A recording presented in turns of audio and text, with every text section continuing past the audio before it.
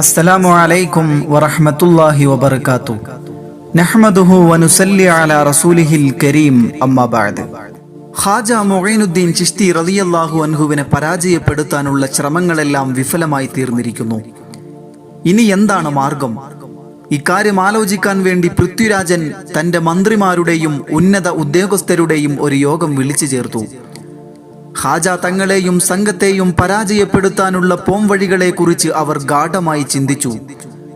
ഒടുവിൽ മാരണവും മന്ത്രവും കൊണ്ട് മാത്രമേ അവരെ പരാജയപ്പെടുത്താൻ കഴിയുകയുള്ളൂ എന്ന നിഗമനത്തിലാണ് അവർ എത്തിച്ചേർന്നത്. അക്കാലത്ത് മാരണകലയിലും മന്ത്രവാദത്തിലും അതീവ നിപുണനായ ഒരു വ്യക്തിയായിരുന്നു അജയ്പാൽ. അതുകൊണ്ട് അജയ്പാലിന്റെ സഹായം തേടാൻ പൃഥ്വിരാജൻ തീരുമാനിച്ചു. രാജകൊട്ടാരത്തിലേക്ക് വിളിച്ചു വരുത്തിയ അജയ്പാലിന്റെ മുമ്പിൽ പൃഥ്വിരാജൻ തന്റെ നിസ്സഹായാവസ്ഥ തുറന്നു കാണിച്ചു.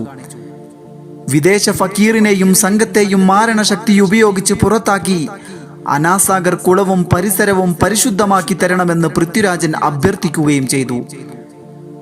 അജയ്പാൽ വേണ്ടത് ചെയ്യാമെന്ന് പറഞ്ഞ് രാജാവിനെ സ്വാന്തനപ്പെടുത്തി. ഇത് കേൾക്കേണ്ട താമസം പൃഥ്വിരാജൻ അതീവ സന്തോഷത്താൽ അലതല്ലി. അജയ്പാലിന്റെ മനോധൈര്യം പൃഥ്വിരാജനിലും ആത്മവിശ്വാസം വർദ്ധിപ്പിച്ചു. എന്നാൽ രാജകൽപ്പനയെ ശിരസാവഹിച്ച് തികഞ്ഞ തയ്യാറെടുപ്പോടെ അജയ്പാലും സംഘവും ഖാജ മുഈനുദ്ദീൻ ചിശ്തി റളിയല്ലാഹു അൻഹുവിന്റെ അടുത്തേക്ക് പുറപ്പെട്ടു. ഖാജ തങ്ങളും സംഘവും അനാസാഗർ തടാകത്തിനടുത്ത് താമസിക്കുകയാണ്. ആരാധനാ കർമ്മങ്ങൾക്കും മറ്റും അവിടെ സൗകര്യങ്ങൾ ഏർപ്പെടുത്തിയിട്ടുണ്ട്. ശിഷ്യന്മാർ ക്രമേണ കൂടിക്കൊണ്ടേയിരുന്നു. വുളു എടുക്കുക, കുളിക്കുക, വസ്ത്രങ്ങൾ കഴുകുക, ഭക്ഷണം പാകം ചെയ്യുക തുടങ്ങിയ ആവശ്യങ്ങൾക്ക് വെള്ളമെടുത്തിരുന്നത് അനാസാഗർ തടാകത്തിൽ നിന്ന് തന്നെ. എന്നാൽ മുസ്ലിം ഫക്കീറിന്റെയും സംഘത്തിന്റെയും ഈ പ്രവർത്തനങ്ങളൊന്നും ക്ഷേത്രത്തിലെ പൂജാരിമാർക്കും മറ്റും ഇഷ്ടമായിരുന്നില്ല. അന്യമതക്കാർ സ്പർശിച്ചാൽ തടാകം അശുദ്ധമാകുമെന്നായിരുന്നു അവരുടെ ധാരണ. അതുകൊണ്ട് തന്നെ തടാകത്തിൽ നിന്ന് വെള്ളമെടുക്കുന്നതിന് അവർ വിലക്ക് കൽപ്പിച്ചു. അജയ്പാൽ എന്ന മാന്ത്രികൻ തങ്ങളെ പരാജയപ്പെടുത്താൻ അനാസാഗറിലേക്ക് വരുന്നുണ്ടെന്ന വിവരം ഖാജ തങ്ങൾ അറിഞ്ഞു. അജയ്പാൽ കുതന്ത്രങ്ങളുമായി വരുന്നതിന് മുമ്പേ ഖാജ തങ്ങൾ തന്റെ കറാമത്ത് വെളിവാക്കുകയാണ് ഈ സംഭവത്തിലൂടെ. നിസ്കാരത്തിന് സമയമായി. ഖാജ തങ്ങൾ വുളു എടുക്കാൻ ഒരുങ്ങി. പക്ഷേ വുളു എടുക്കാൻ പറ്റാത്തൊരവസ്ഥ. അനാസാഗറിന് ചുറ്റും കാവൽക്കാരിയിരിക്കുന്നു. ഖാജ തങ്ങളുടെ ശിഷ്യന്റെ പക്കൽ ഒരു പാത്രം കൊടുത്ത് ആ പാത്രത്തിൽ വെള്ളം കോരിയെടുക്കാൻ പറഞ്ഞു.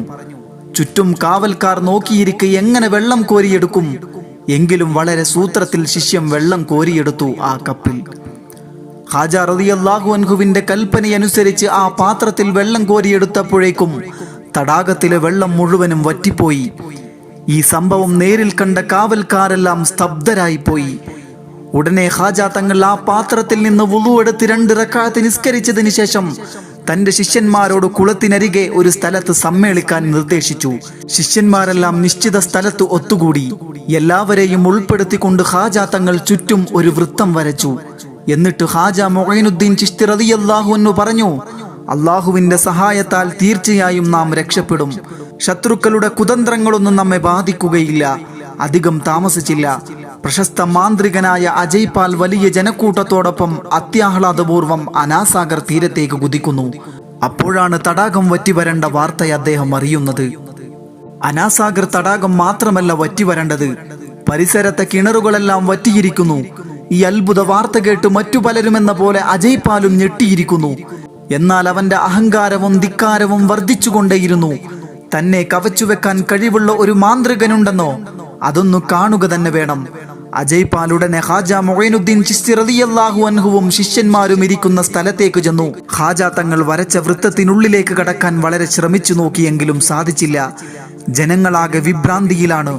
എല്ലാവരുടെയും മുഖത്ത് വെപ്രാളവും അങ്കലാപ്പും. എവിടെയും വെള്ളവുമില്ല. തങ്ങളുടെ വിഷമാവസ്ഥ അറിയിച്ചുകൊണ്ട് അവർ ഖാജ തങ്ങളെ സമീപിച്ചു. കരഞ്ഞു സങ്കടമുണർത്തി. ഖാജ തങ്ങളെയും ശിഷ്യന്മാരെയും വെള്ളം തൊടാൻ പോലും സമ്മതിക്കാതെ തടഞ്ഞത് ഇവർ തന്നെയായിരുന്നല്ലോ. അതിനുള്ള ഫലം അവർക്ക് കാണിച്ചു കൊടുക്കുക മാത്രമാണ് ഖാജ തങ്ങൾ ഇവിടെ ചെയ്തത്. ഒടുവിൽ വെള്ളമില്ലാത്തതിന്റെ അസ്വസ്ഥതയ്ക്ക് മുമ്പിൽ അജയ്പാൽ നിസ്സഹായനായി. അജയ്പാലിന്റെയും ജനസഹസ്രങ്ങളുടെയും അപേക്ഷ മാനിച്ച് ഉദാരമനസ്കനായ ഖാജ മുഈനുദ്ദീൻ ചിശ്തി അവർകൾ തന്റെ ശിഷ്യനോട് പാത്രത്തിൽ ബാക്കിയുള്ള വെള്ളം കുളത്തിലൊഴിക്കാൻ പറഞ്ഞു. ഖാജ തങ്ങൾ ആരെയും കഷ്ടപ്പെടുത്തുന്നവരല്ല, മറിച്ച് കഷ്ടപ്പെടുന്നവരെ സഹായിക്കുന്നവരാണ്. ശത്രുപക്ഷത്തിന് തങ്ങളുടെ വ്യക്തിത്വം മനസ്സിലാക്കാൻ വേണ്ടിയുള്ള ദൃഷ്ടാന്തം കാണിച്ചു കൊടുക്കുകയായിരുന്നു ഇവിടെ. പാത്രത്തിൽ ബാക്കിയുള്ള വെള്ളം ശിഷ്യൻ തടാകത്തിൽ ഒഴിക്കേണ്ട താമസം തടാകം നിറഞ്ഞു കവിഞ്ഞു. ഖാജ തങ്ങൾ അജ്മീറിൽ താമസമാക്കിയ ഉടനെ നടന്ന ഈ സംഭവങ്ങൾ ശത്രുപക്ഷത്തെയും നാട്ടുകാരെയും അത്ഭുത സ്തബ്ധരാക്കി. ഇത് അവിടുത്തുകാരുടെ മനസ്സിൽ ഭീതിയും ഭയവും ഉണ്ടാക്കി തീർത്തു. മാത്രമല്ല, ഖാജ തങ്ങളുടെ ഈ അമാനുഷിക സംഭവങ്ങൾക്ക് സാക്ഷിയായ ലക്ഷക്കണക്കിന് ആളുകൾ ഇസ്ലാമിലേക്ക് കടന്നു വന്നു. വെള്ളം മുടക്കാൻ പിന്നീട് ആരും മുതിർന്നില്ല. എന്നാലും അജയ്പാലിന് ഖാജ റളിയല്ലാഹു അൻഹുവിനോടുള്ള ശത്രുതയും വിദ്വേഷവും വർദ്ധിച്ചുകൊണ്ടിരുന്നു. തൻ്റെ പക്ഷത്തെ നിരവധി ജനങ്ങൾ ആ ഫക്കീറിനൊപ്പം കൂടിയതിൽ അമർഷം മനസ്സിലൊളിപ്പിച്ച് ഖാജ തങ്ങളെ പരാജയപ്പെടുത്താനുള്ള പുതിയൊരു പദ്ധതിക്ക് അജയ്പാൽ അണിയറയിൽ ശ്രമം തുടങ്ങി. ഇൻഷാ അല്ലാഹ് ഖാജ തങ്ങളുടെ കറാമത്തുകളും അവിടുത്തെ ജീവിത ചരിത്രവും അടുത്ത ഭാഗത്തിലൂടെ നമുക്ക് ചർച്ച ചെയ്യാം. വആഖിറു ദഅവാന അനിൽ ഹംദുലില്ലാഹി റബ്ബിൽ ആലമീൻ.